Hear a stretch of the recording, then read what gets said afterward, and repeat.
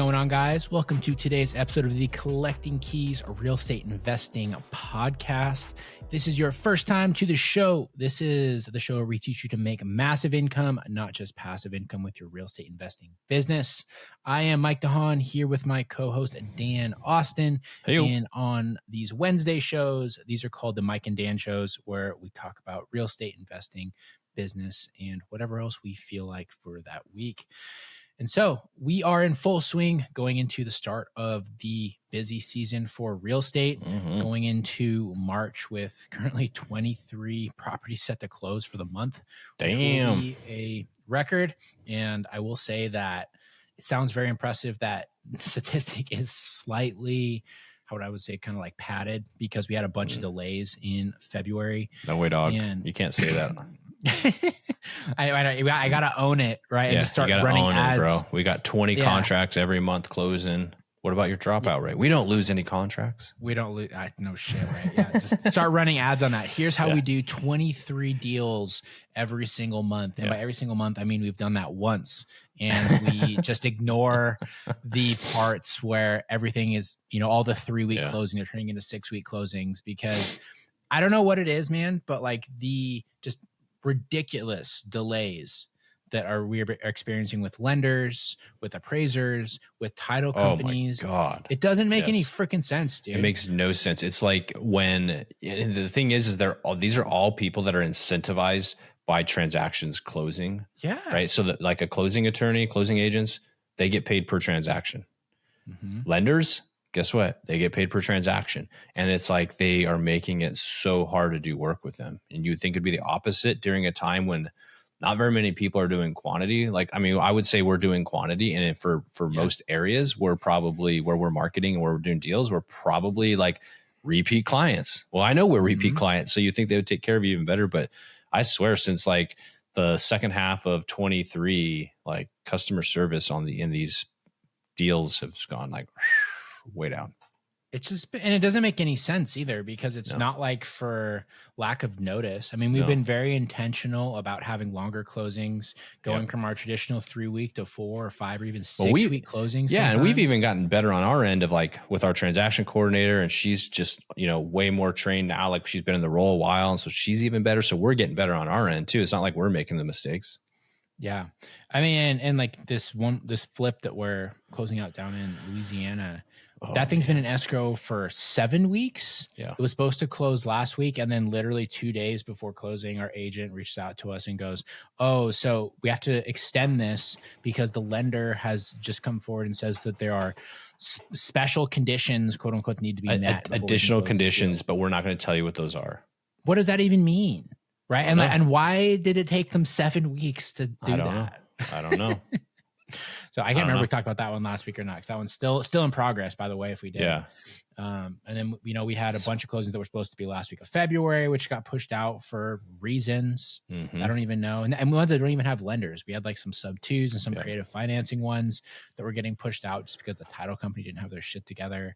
Yep. It's like the problem with it as well, especially if you're like a small real estate business or like a smaller real estate business where you don't have a good sort of just cash surplus yet, is you're already riding that line of like the constant cash crunch in this business. Always. And it just makes it worse because now you can't even expect on getting your revenue in like a 4 or 5 week timeline. You just literally don't even know. Yep. And so you're having to constantly live on that line. This is a cash intensive business. And even if you're super wealthy and you're still investing in real estate costs money. And so you're constantly making these transactions.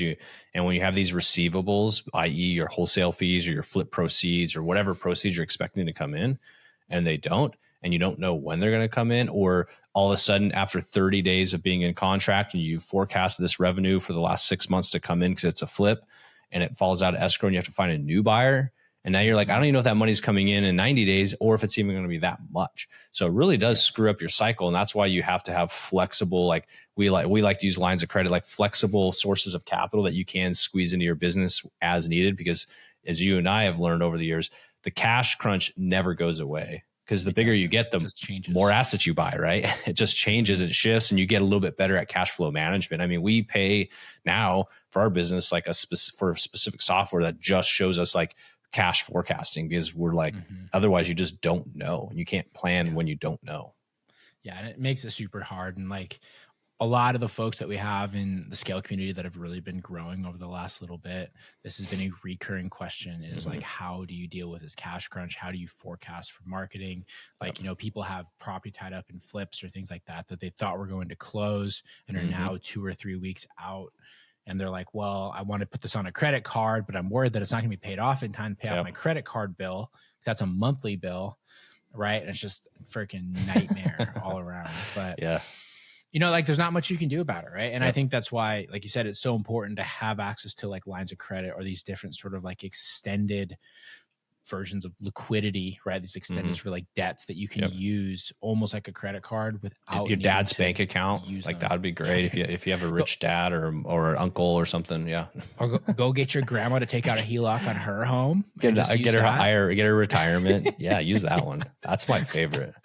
Yeah, that's just the method, the okay method. Right, exactly. So, now you know what this reminds me of, this conversation? I don't know why it reminds me of this. So this is I'll shit talk here for a second. It's just kind of like the facade of like businesses and how well they act like they do, and they don't really do that well. Is Chris Crone. Just like that. No, I saw a video. You know how he's always talking he's talking like about how he's building like this, I don't know, 30,000 square foot house and how he balls out on his jet. Well, he had a video of him and like his wife working out in their janky ass gym in their house that has like carpet in like on the floor and like I'm like gross looking carpet. They've got like 3 treadmills in there and like some like weights. I'm like, that is a janky ass gym. Like that's your home gym, bro. And you're like Chris Crone with your jet. No way. No, dude, he filmed that in the Holiday Inn Express that he was actually in. I did see that video. Did you see it? Do you think that was a Holiday Inn Express? That's right. It's probably a little bit nicer than that, but maybe not. I don't know. But I mean, he's like the perfect example of the gurus out there that you need to be careful of, because he's very charismatic. Like the way that he talks, he says a lot of inflammatory things that make you watch his content. Yeah. The fact that people do actually give him money is incredibly mind blowing to me. Yeah. But like, I don't really know if anyone has ever fact checked the bullshit that he tries to sell people or like the deals. I don't think so, because people are like, that is such bullshit that like, I don't need to fact check it. Like, it's just, they know it's bullshit. Yeah. But I also don't think that, does he take money? I don't know that he actually does. I mean, I'm sure he does somewhere. I've never gone into his funnel. All I see is like the top of it, but he's always trying to push away his like webinars and like his free stuff. True. So I don't even want to know what's in there. It's going to make my brain rot. I know. I just felt like talking shit about him for a little bit, but I really saw that video and I was like, that is weird. And I don't believe it because his neighbor was there too. So he was at his house. They had some dude that said it was his neighbor. Yeah, the guy's like, oh, is this your like? Do you have a morning routine like Chris, or how'd you meet Chris? He's like, oh, well, we're neighbors, and so like we became friends, and then like we work out together. I mean, anyone could say that. You could go and get somebody right now, like in downtown Spokane, and have them be your neighbor. It's true. I used to have a famous neighbor, guy on the rollerblades. Everybody in town knows him. Ross. Everybody in town knows him. He makes the news once in a while, or like the local, prairie news up here. Well, yeah, because he creeps people out. He does on his rollerblades. Guy that he had a brain injury, and so he, is like always just kind of doing weird stuff and wandering the town in his on rollerblades. But he is very stylish dresser though, like very stylish. I mean, if that's your style, though. Harmless, great guy, good neighbor. I liked him. So he added some flavor to the uptight 5 Mile area. Yeah, exactly. But so just been navigating that and trying to forecast it. But I mean, things have been looking very, very strong for the market in general. We did our first roundtable meeting this morning with our all of our partners. So we have this partnership program that we run around the U.S. where we basically bring our marketing and sales team and our expertise to stand up off-market operations for people around the country. And we had a little roundtable for all the different partners that we have. And collectively, like things are looking good nationwide. Like I do think that it's going to be a really, really strong year for real estate investments, mostly because there's a lot of people that have gotten tied on funds that are going to be needing to liquidate their houses that everyone pretty much has equity on at this point. And on the other end of that, you also have a ton of buyers that have been saving money or sitting on the sidelines since the middle of 2022 that are ready to start getting into the action again. Yeah. And so you have the opportunity to create some pretty decent spread on both sides, on both the seller side and the buyer side. Yeah. Yeah. It's interesting because you have to like ignore, I guess, the over like economic data that people want to talk about. I'm not even gonna call it economic data. I guess I'll call it the talking heads that talk about what they call economic data, because it scares people or it encourages people the wrong way all the time. And so like what we see though, whether the economy's, doing poorly or not, like that's somewhat good for distressed sellers or distressed buyers, right? We're looking for distressed assets. We're not looking for perfect good economy, like to find the best deals. Well, I mean, the thing is, you can't just trust headlines in general or like mainstream news. I mean, I saw this it was on Reddit, and people were like, "This is the current state of mainstream media," and it was two headlines that were one on top of the other on some media article like MSNBC or something, and it just said like largest wealth transfer ever occurring as baby boomers are leaving X trillion dollars to the millennial children. Okay, or children or grandchildren. That was the first headline. Directly underneath it, as like the next recommended article was, millennials are the brokest generation that has ever existed, right? And was like had some other thing about how they're all like living with their parents or whatever. I'm like, you're literally saying that there's going to be the largest wealth transfer, and also that they're all broke. Right. Like, so what do you believe? It's all just bullshit. It's all clickbait. Here, I don't subscribe to Apple News, but I scrolled over, and this is one of the top headlines. That's Jenna Bush Hager says Grandpa George H.W. Bush took her to Disney cruise. Good. Thank you. Cool. Yeah. That was top of real estate news for you. That's my Apple News on my iPhone. I'm like that's what people are reading. I don't subscribe to it, but if you just go over to news on the phone, it just pops up. It's just like, what the hell? Yeah. I mean, I think that the biggest thing when it comes to people that use news to kind of like dictate their decisions, right, is you probably shouldn't, and you should just be looking to take action on your own business, run your marketing, run your sales, and look at sort of what is working for you or is working for people that are in businesses that are similar to yours, and just use that as your metric for the health of things. Yeah. Why would, if you were trying to do what other people are doing, like why should you expect different results, right? You shouldn't, right? As long as you're putting the work and the time, like the process of, or the industry that they're in, it probably works and it's repeatable. Some people are going to be better because they have more experience, but I'm a kind of person, if I look at the headlines, like I could be like super like, oh yeah, the doom and gloom, but I can also pull myself out and be more optimistic. And so I just ignore that sort of stuff, and I focus on more of the optimistic outlook and then look at reality. And I love the one thing like Alex Hormozy says, which is like when you're first starting something, it is absolutely unreasonable to think you'll be great at it. Totally. Like you're going to suck, but you got to start. But if you see people with one step ahead of you or a little bit more experience actually making the business turn and doing these things, you should expect logically that if you put in enough reps and you put in enough effort and you actually believe in enough, it's going to work. So regardless of what MSNBC is talking about of a completely unrelated topic that's just bullshit anyways, that's not going to relate to your off-market real estate business, like just put the reps in, put the effort in.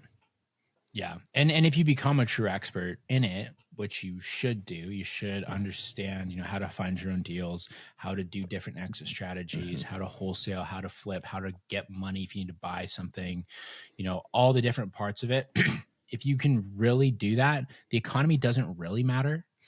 Right. Like we've had people on this show that have made incredible amounts of money through 2008 recession. We've had people that doing it even before that were able to figure it out, and they faced some challenges, but they figured out how to stay alive and keep sort of battling and growing through that, and that's why those are the wealthiest people now.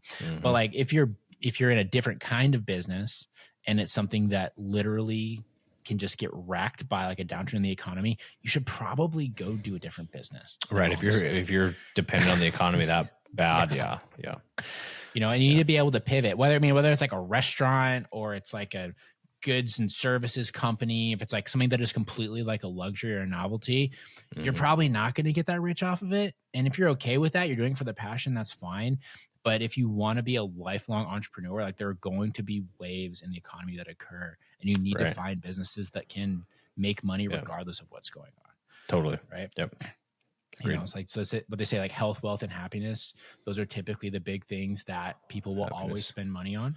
Health, wealth. And so you could go like to your fitness center or health products, money, and like vape stores for the happiness part. Exactly. Like novelty things like that, like liquor stores. Addictive things. Yeah. Like seriously though. Or that people use as an escape, because in an up or down, people like to drink and vape, right?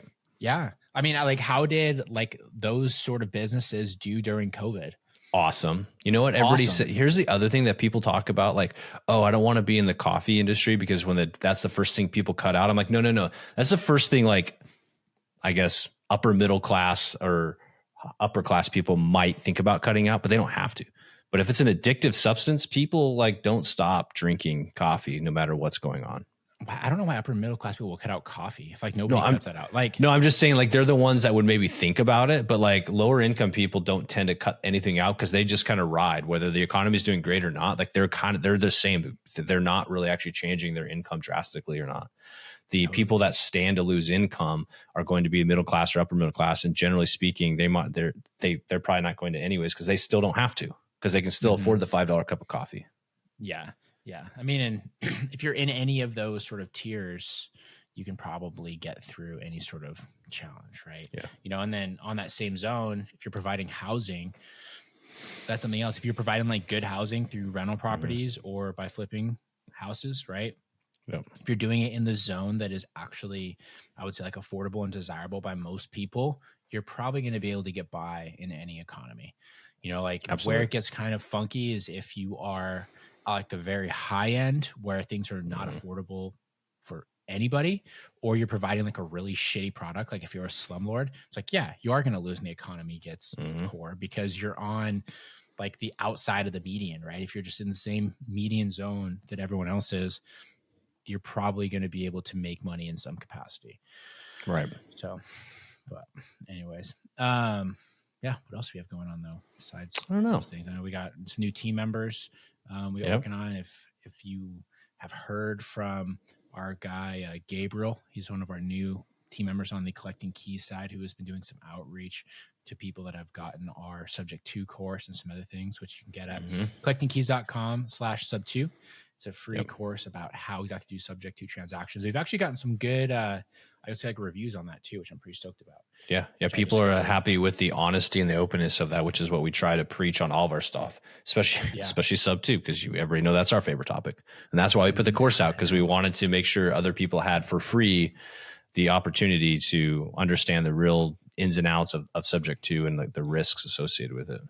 You know what though, like going through this exercise of having this, Sub 2 freebie, which is a great lead generator. I appreciate you all that have grabbed that so far. Yeah, like tons of people get it. We get like between 8 to 15 submissions a day right now, which is insane. Yeah. We've been running it for a month or more, for 6 weeks. 6 weeks at this point. Yeah. It's just like a Facebook ad, but like the type of people that come into that is so indicative of how much of just a plague the whole like Sub 2 creative financing movement is, because we've been having calls with people like for scale in our different communities and stuff. I guess our community and some of the different stuff that we have, and like no knowledge around real estate, no financial maturity, no like ambitions to like do anything like good. But they're just like people that are just like, I saw some dude that was talking real smart on there and had like a get rich quick scheme, and they want to do that. Yeah. And that's like half the calls right now. Yeah, you're right. That's a big reason we brought in Gabriel as well. He's a virtual out of Columbia to field some of these, because it was getting out of hand. Right. And people can have ambitions. That's great. But just like, I don't know. Has it always been like that for real estate? Was that what it was like for wholesaling? Like, I think there's some people that are misguided, right? And they're being misguided by different personalities on the internet that are misguiding them. Because if you don't know anything about real estate and you pick up this, like your phone and you're like, oh, this guy's saying I can get into real estate with no money down, and this is how I do it. And it actually makes sense. You're like, oh, you just take over the loan of these people. And if you don't have money for EMD, you can just borrow that. We have a group of people that will loan you EMD for your earnest money deposits for these. And like they've built a little ecosystem, and then they've said, oh, well, if that's a problem for you, like we've got a little hack here, like, which I think the recent one we talked about, which like the 0.0001% ownership of an LLC. If your HOA doesn't allow you to rent out these sub twos that you've now acquired. And yes, that is technically a loophole, but there's so many problems with that. And as a newbie, you don't know that, right? You haven't gone through and earned your stripes in the business and worked with people that are going to teach you the full picture. It's like, yes, you can do that, but here's the risk and here's the problems it creates. Yeah, totally. And I mean, I think the big thing is with this is if you don't have a good work ethic, you don't have money of some capacity, you don't have like some basic understanding of real estate, you should not be going into the creative financing realm. Right. And realistically, you're not going to be successful in real estate, period, until you get all of those things. Right. It is a lot of work. It is expensive. And you do need to have a good knowledge about how transactions work in order to do off market real estate. If you don't know those things, there's tons of resources out there. You can listen to more of our show. You can go look at Bigger Pockets. You can go watch YouTube videos. You can go read books, whatever you want to do. But you have to have that foundation, or else you're just wasting your time. Like there isn't some magic bullet. Yeah, so, I wish there was, but I mean, I'm glad there isn't, because it'd be even more crowded than it already is. Right? Yeah, right. I wish I owned the magic bullet with the magic gun too. Yeah, I think there's tell people that you do. They don't actually have to own it. Oh, that's a good point. Yeah, yeah. I think that there's a lot to be said too about the working part of it and just putting the effort. And the more experience you do gain, just like with anything, the easier things become. You know. The other people's money is something we talk a lot about, like OPM, and like how everybody's like, oh, just if the deal's there, money shows up. No, it doesn't. Because first of all, if you're new, you have no idea if it's a good deal, right? Like, how do you know, right? You have to learn and educate yourself. And then when you are taking on other people's money, if they are educated enough, they should be underwriting you just as much as they underwrite the asset. And it's easy to say, well, like, hey, it was their choice to invest with me. And you're like, absolutely. But your grandmother loves you, and she thinks you're special and that you would never do anything wrong. But then when you lose all of her IRA money and now she's only got Social Security to live off of, that's on you, bro. Yeah. And so I mean, totally. That just kind of speaks to that, the experience versus non-experience, and what's out there for content that people are kind of pitching to bring you into their sphere. And, you know, that's where with our scale community, why we, you know, vet people out and bring them in, you know, with experience, because we want people to be very successful, and we want them to know and understand, like, there is a cost associated with this. And it's not just money, but it's work and effort, and skill learning, and being willing to educate yourself and work through tough problems, which is the day-to-day of business. And if I could teach like maybe one thing to people, or I guess just impart one thing to people that I've learned, it's that things should be on a longer time horizon. And I feel like businesses that tend to fail are because the time horizon for success was maybe too short. So for folks that get into real estate, maybe they spend a year or two in the business and they're like, well, I haven't made it even halfway to my goal yet. I think I'm just going to quit. When in reality, between year 2 and 3, they might have just exploded because they gained and put the effort in for the first 2 years. And then it starts kind of escalating, and it's that like asymmetrical growth as you get more experience. And timing, honestly, is a big part of this business, and having the available capital at the right time and the right deals in front of you. But if I could, again, to reiterate, like if I could share one thing, it's like whatever your time horizon is, it's probably going to be longer than that. And that's okay. Yeah. That's just in business in general, not just real estate. That's business in general. Yeah. It's that old saying that, you know, that overnight success was 10 years in the making. Right. Same thing goes with real estate. Well, and it's honestly hard when you're opportunistic like you and me. It's like, oh, hey, we're making money in this business. Like you and I pick a business, we could go and start making money in a month. But that doesn't mean you can do it at scale. And just because you're making money doesn't mean you have a lot of profits, or that you're doing well, or you're doing it at a point to where you can like step away and that income can kind of reoccur every month. That's the hard part.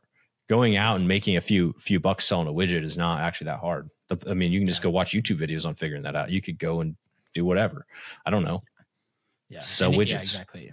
Anyone can make a few bucks, but if you aren't like bringing people value, it's not going to be sustainable, right, at all. And that's all. I think a lot of people, when they first understand the money making potential of like a business or having like an offer, they get kind of blindsided by that. And sure, they'll make 50 grand in a month, but then they make nothing for the next 3 or 4 months. And it's like, well, you also had expenses. So it was a giant waste of time at that point. Yeah, exactly. Yep. So yeah, I was looking at my phone to pull this up. Have you heard about this new Affordable Housing and Home Ownership Protection Act that they just sort of announced yesterday? I don't watch the news, so no.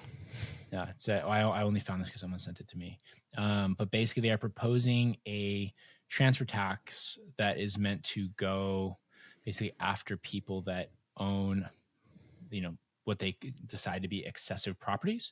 And rich people. I'm sure there will be some kind of workarounds around this. So basically, this is at the federal level. Is at the federal level. Yep. Wow. If you own between 16 to 25 single family rentals or single family residential homes, transfer tax of 1% of purchase price will be required to be paid. Basically, every time you buy or sell a property. If you own between 26 and 100, it'll be 3%. And if you own more than 100, it'll be 5% of purchase price. So that right there, that law can't even sustain, because that just kills margins for people. When you talk about 1% of sale price, so Washington State, we have it's like 1.85% transfer tax on gross proceeds. So if you sell a house for $500,000, basically just round it up 2%, that's $10,000. So as a flipper, if your margin on it is 10%, 50 grand on a $500,000 sale, like you just took $10,000 and wipe that off. So now you're at 40, then add a federal one, which is another 1%. Like that just kills margins for people and makes it unsustainable for real estate to change hands. Yeah. Well, the funny thing is, right, is what'll happen is if kind of go out, less people will sell properties in general, right? Because they want to pay the taxes, or they'll ask for higher prices.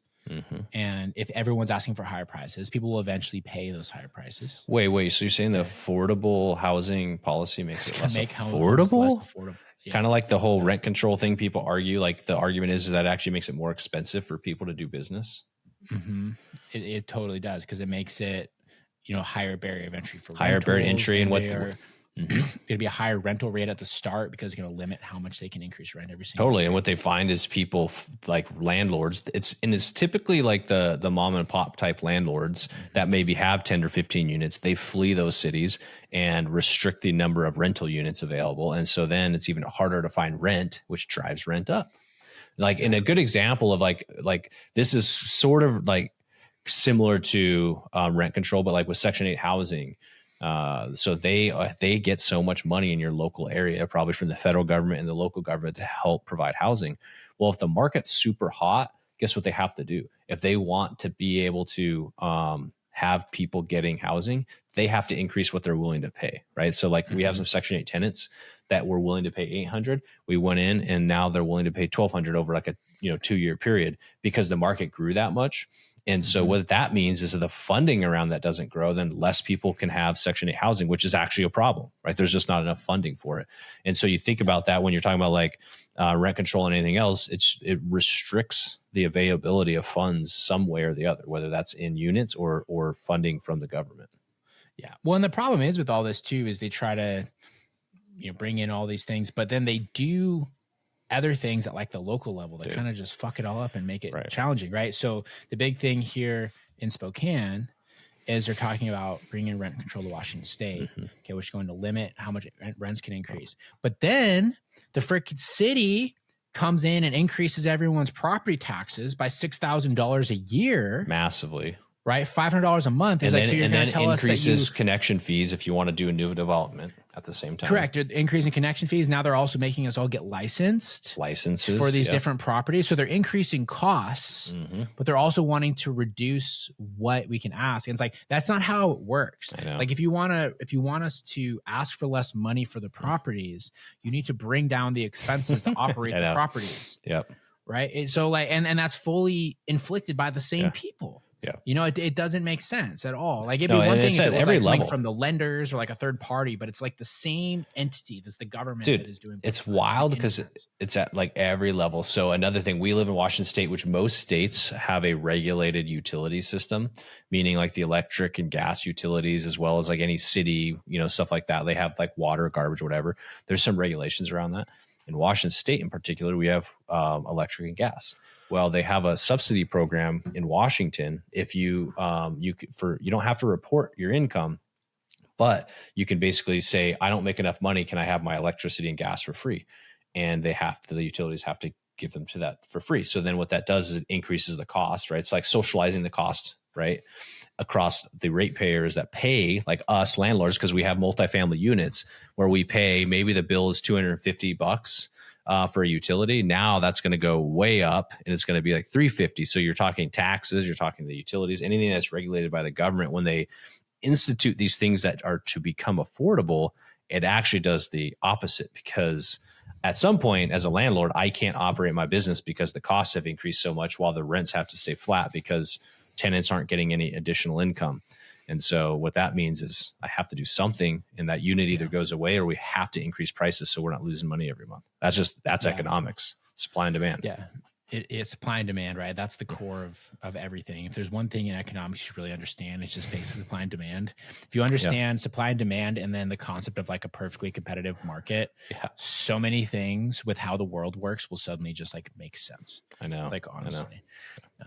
But yeah, so anyway, I thought that was interesting. And also to just to put this on the fire for you. So someone sent this to me, and it was a screenshot of a post. So it was basically outlining this, and this says, if you haven't done so yet, make sure that you're following Pace Morby, because he has a new business structure that will allow you to get around all of these new rules and regulations that he's going to be selling people. I'm pumped for that. I'm excited. So he's just out there teaching more people how to commit tax fraud. Good for him. Yes, please do that. And then put it out publicly. I mean, the dude's been to jail before. He doesn't care. What's he got to lose? Has he really? I didn't know that. Well, he's been arrested, right? Oh, a lawsuit, I should say. A lawsuit for stealing money from investors or something like that. Oh, lots of people have been sued. It's just part of the business. Of course. So yeah, I mean, really one quick thing to wrap up here. Just speaking about people getting sued. Real estate darling Brandon Turner. Have you heard about all this drama with his deal? I have not, but I don't know if I should hear this. Is it going to tarnish my beliefs? No, I don't think so. So actually, I don't even know if this is public or if we're allowed to talk about this, but I'm assuming so because I heard it from people that are invested in one of his deals. Well, it's now public because you just said it. Totally. That's true. I mean, it has been Don't tell Mike a secret. Don't tell me secrets. He'll say it out loud on a podcast. So they had this give me the deets. Turnkey multifamily property they bought in Austin, Texas a little while ago with, I remember that. Was it Disrupt Capital or whatever? It's a few hundred units, right? Yeah. Was it Disrupt Capital? Is that who they work with? I think it's, something like that. Disrupt Capital or something weird like that. Yeah. But anyway, I guess they are losing their ass on that deal. And they just went back to their entire list and are trying to do a capital call of over $3 million to dig out just enough money to cover the financing costs. Really? Yeah. And point being, I don't think there's anything against Brandon Turner. I think that it is the perfect example about how very well-intentioned people can get completely screwed by the current situation that's occurring in commercial real estate. If you surround yourself by what you believe to be smart people, I mean, even smart people make bad decisions, or those smart people aren't actually that smart. And so, I mean, and when you're doing things on scale, it's hard to be like in details. Like, so you say it's not Brandon Turner's fault. Like he's part of the team, right? He happens to be a good capital raiser because of his network, but he's not the asset manager. Right. He's not the property manager. He's probably not even lining up the finance. It's not even his job to do. Right. So his job is to bring in capital for the deal that's with stated information that's legally binding and all that sort of stuff. For sure. So that's bummer. And then the market conditions just throw a wrench in it. Totally. And I will say though that something that's been very interesting, just being in circles of people that know him personally, know a lot about this business, are very invested in this, is he has been crushing it for a very, very, very long time. He's had one deal that goes sideways. How immediately people are like, nope, never doing business with him again. Yeah, fuck him. Seriously, dude, it's crazy. All accounts are he's a nice guy. Just anger and tenacity that has come out of some of these. And like, I mean, I feel like it's pretty unwarranted, but I mean, I saw one guy, this is in, a group I'm in, and he said, quote, he's like, I feel like if I'm ever going to invest money with somebody, it's going to be somebody that actually knows what they're doing and doesn't talk on social media about how they go surfing every single day. Wow. Yeah. Damn. And I was like, that's a pretty aggressive for something that's honestly kind of out of That's brutal. And here's the best part about it is a lot of the people that are going to be saying that stuff probably have never even invested with him. I just lost my audio. Oh no. Hold on. Are you there? Test. Bro, you got to plug in, dog. That was weird. I don't know why I did that. Hey, you got to have a wire, bro. Does it work now? Test. Can you hear me? There you go. Here, Max, you can fix that. Don't you got a wire, bro? I do. You got to wire up, dog. That trash hook. Come on, man. But anyway, I agree though. That is brutal. Like people were just like. But here's the thing: is he's not the only one too that we've heard of big names out there that are, I think, less worthy of the support that are failing, but they're still out there talking about how badass they're doing and all the other stuff that they're raising capital for, even though over here they have a deal sinking. Yeah, I mean, and that's kind of part of the game. Like if you are completely open about your losses. And I also think there's a huge ego portion of that, right? Of like people that have just won over and over and over again, and all their losses are in the past, for them to bring that to the front of kind of like their view, especially when they own hundreds of millions of dollars worth of real estate at this point. Right. It's a challenging thing, but that was some good gossip that is going to be interesting to see how it transpires, because I mean, I don't know. Are they going to get foreclosed on this like $100-something million multifamily that they bought in Austin? Possibly. Yeah. I don't know. Yeah. And you know what? Yeah. I don't know. But like, I do remember when, Brandon and all those guys were buying, and this was my thing about that situation was, man, they're buying like really nice assets. I can't imagine their returns are very good.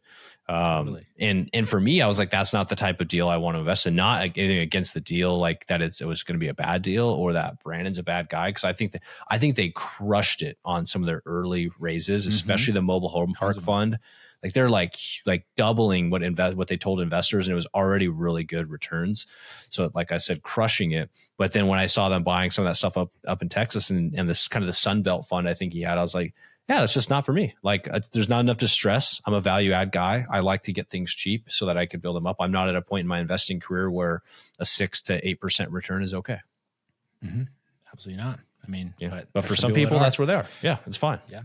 So, but yeah, so we'll see. I'll let you guys know as I hear more about that and see if I get a cease and desist or something from them. I don't know. Because like technically I'm not even on the list, so someone shouldn't have told me. So yeah.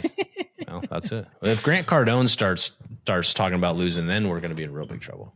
I know, right? Yeah, because he will grift his way to a positive return anyway. Right. Well, he's talking about buying, right? Like maybe he'll buy Brandon's deal. We'll see. Who knows? Yeah, we'll find out. So cool. Awesome, guys. That's what we got for you today. We appreciate you listening to the show. Please share this with anybody who is interested in real estate, business, or just listening to two guys talk about our weird philosophies on things for 35 minutes or so. Mm-hmm. But thanks for listening. Shoot us a follow on Instagram. I'm at Mike_invest. Dan's at InvestorManDan. And talk to you guys next week. See y'all.